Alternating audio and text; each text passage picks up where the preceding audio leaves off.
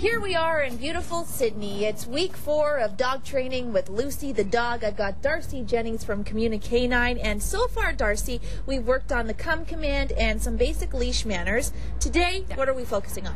We're taking the leash manners from easy to medium to hard. Hardest, I should say. So we're walking through Sydney, working on basically applying what we've taught her in those more basic situations to a more difficult situation. We're incorporating distractions. Absolutely. Okay, see, she's distracted right now. All right, I got my bag of treats, which is always very important when training the dog. Absolutely. They smell delicious.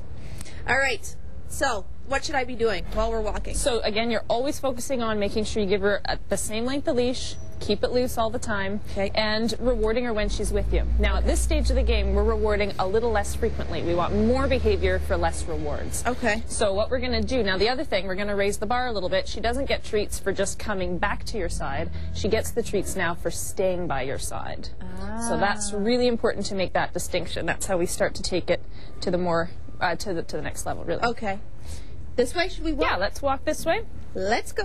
Now, you know she's going to get distracted. That's a given because there's lots going on here. Girl. So it's not that she gets distracted you should focus on. It's what you do when she's going to get distracted. Okay. So in our situation here, we're going to just redirect her when we do lose her focus a little bit. Yoo-hoo. Using your let's go or yoo-hoo, that's fine. Let's go.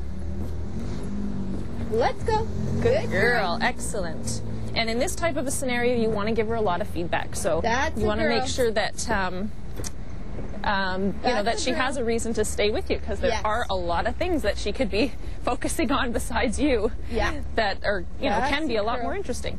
Now, say that we were, I don't see any dogs coming, but say we were to encounter a dog, and while we were practicing before this, she did go up to a dog and she pulled me over there. What should I do in that situation? The second you see her about to go, so before the leash gets tight, you'll usually see a change in behavior. So her head will drop, her gait will speed up, or her pace will speed up. So redirect in that situation. Turn and go the other way, reward her for following you, but never follow a pulling dog. Oh. We drop the treat. Come. Drop the treat. Come on. We were also talking earlier about dogs having an opposition reflex. So when there's pressure against their neck specifically, dogs reflexively go into that pressure and make it worse.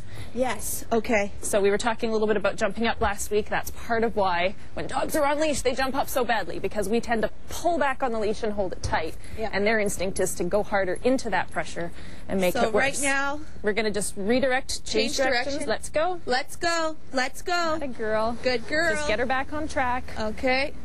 Come on. Good girl. Good girl. That's it.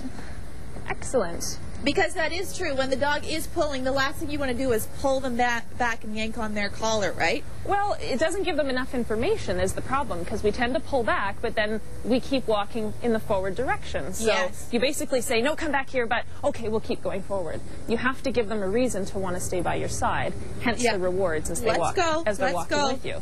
And changing directions. If we keep walking in a straight line, they're basically anticipating that's where we're going to go, so I don't need to stay with you because I know where you're going. There you go. What are we going to work on next time? Next time, we're going to work a little bit more on jumping up. Yes. And so we might make a house call next week and work on the jumping up challenge you're having with Lucy specifically. We'll see how she really behaves behind closed doors, and it's not a pretty sight, that's for sure. All right, your website? www.communic9.ca. Check Darcy out. She's a great trainer. Lucy has improved dramatically, okay? I'm not lying. She has become, well, she's come full circle. That's for sure. Get over here, Lucy. Let's go. All right, there you go. We've got lots more coming up on A Morning. Stay with us.